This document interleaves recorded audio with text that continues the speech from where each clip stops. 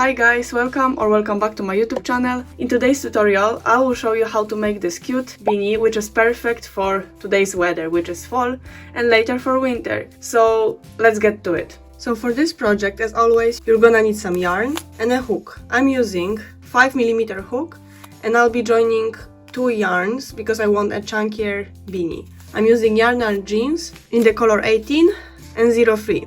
So let's get started. If you're using one yarn, just treat my two yarns as one yarn. So this should be treated as a singular yarn. So first step is to make a slip knot. Next step is to start a chain. We're gonna be working on this hat like this. So as you can see, we need a height of the hat to achieve with our chain. So I don't know, it depends on your head and on your type of the beanie, how much you want to fold your beanie. So I can tell you that I have 29 centimeters of a chain, and you can do it like that, like me, around 30 centimeters of a chain, or you can make it longer or shorter, depends on your style, but I'll be making 30 centimeters. So just chain to 30 centimeters. To make sure that your chain is long enough, just put this part of the chain to the top of your head and do what I'm doing right now.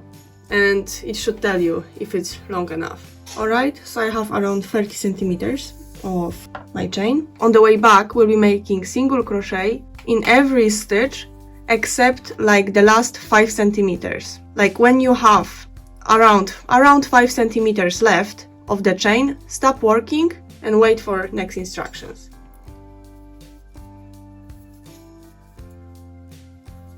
Alright, I have around 5 centimeters left. So now, in the last couple chains that are left, we do a slip stitch instead of single crochet. And the reason for it is because this part, it will be at top of our hat. And when we pull all of the material together, we want a little bit less here material, so it won't be chunky here, because at the end you basically pull it together, you just shh, and the less material there is at the top, the better it will look, trust me. And you know that slip stitches are smaller than single crochets, so we'll have technically less material. Okay, an important part, which I didn't say, I should say it at the beginning, count how many slip stitches you've done here, alright? I've done 8, for example. Okay, and after you've done those slip stitches, chain one, it will act as a turning chain because it's really hard and confusing here if you don't do turning chain. Okay, now turn your work, and now, from now on, we'll be working only in back loops of our stitches. Only. On the way there, on the way back here. Only back loops. So, as I said, I've done 8 slip stitches, so I'll be making 8 slip stitches now. Okay, so not in the turning chain, but in the next one. Here's the first one. And remember, back loops only.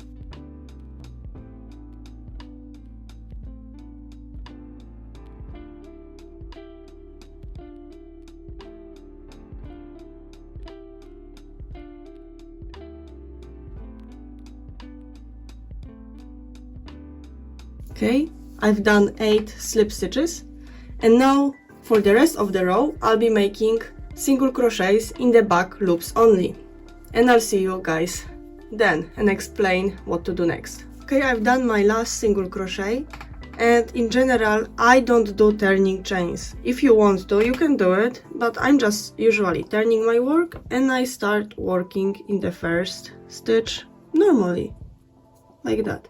But remember, back loops only. So now again, back loops on the way back here. And on the way back, when you're getting close to this, you see, it gets here. Here is fatter, this part, and this part is slimmer.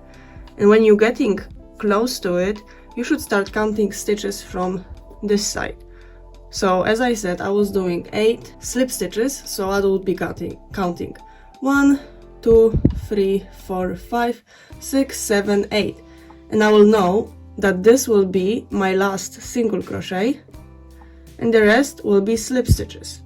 And that's the rule. Some people use stitch markers. I don't like working with stitch markers, it's too much of a hassle. I prefer counting. If you want, you can use stitch markers for it. But remember, here, slip stitches, the rest is single crochets. And you have to keep working like that, back and forth, until you reach the circumference of your head. So this will go around your head, and you should stop working on this side. So if it would be, let's say, enough, which is not, clearly, I would do this row next, and I would just cut my yarn, because we need to cut our yarn here.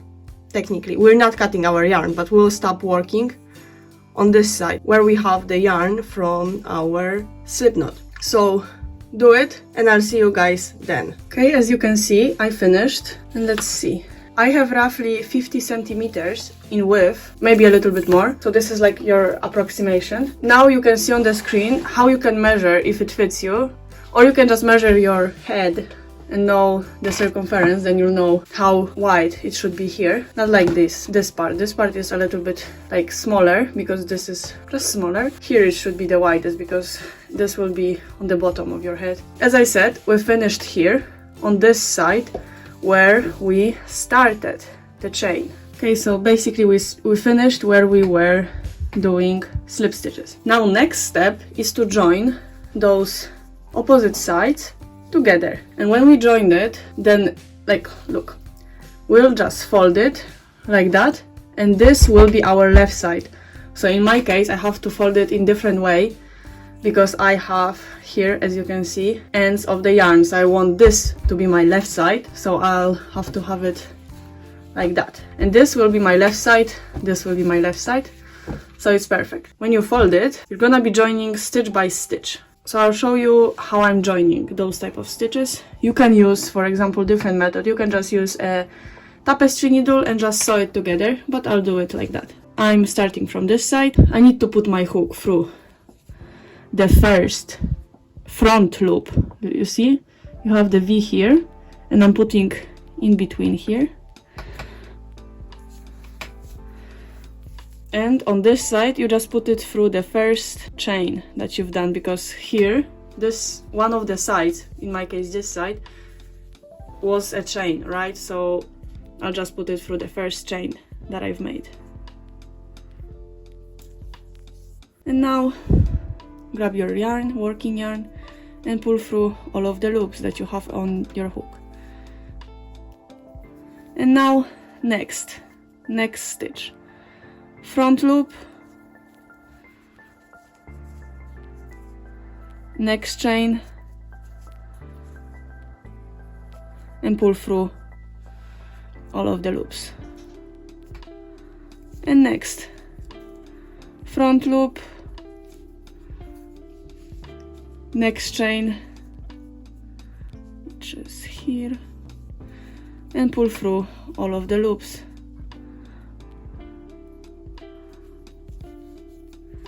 And front loop, next chain, and pull through all of the loops. And continue working like that until you reach the end. And here you can cut off your yarn, and then I'll show you what to do next. Okay, I finished. Now, as I said, I'll cut my yarn.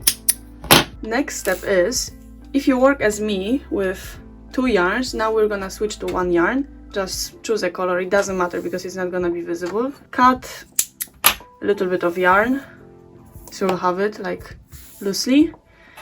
Grab your needle, put the yarn on the needle, and like half it. I don't know how to explain it. Like, put the yarn so one half of the yarn will be on one side and the other will be on the other side. Like, it doesn't have to be perfect, of course. Okay, I think that's fine. Now grab your beanie, and we're gonna work in those bumps. For example, you see this bum, this bum, this bum, this bum, this bum, this bum, and all around. We're gonna put our needle through all of them like that.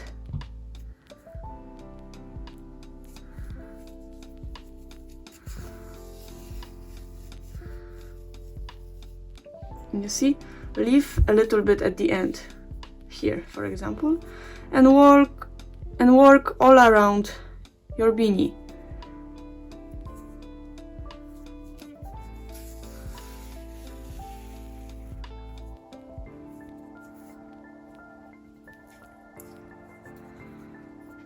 putting your needle in all of the bumps.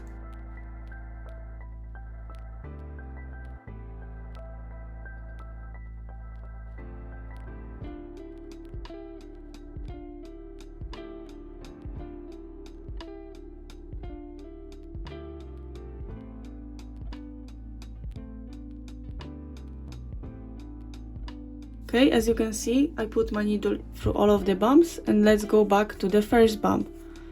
So we'll finish and start at the same bump. Okay, now you need to pull this yarn so your beanie will close up.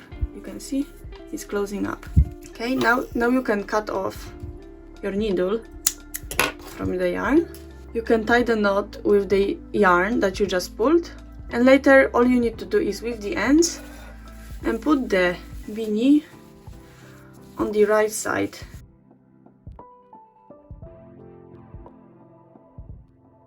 And that's it. Let me now weave in the ends and I'll come back. Okay, and that's how the ready beanie looks like. This is really easy design, really cute. If you want, you can add at the top later a pom-pom or whatever it's called, like this little ball. And this is also how it looks on my head. So thank you guys for watching this tutorial. If you enjoyed it, please like and consider subscribing for the future tutorials. I hope it was understandable what to do, how to make this cute beanie, which is perfect for now, for fall, and later for winter. So thank you guys again, and see you in the next video. Bye!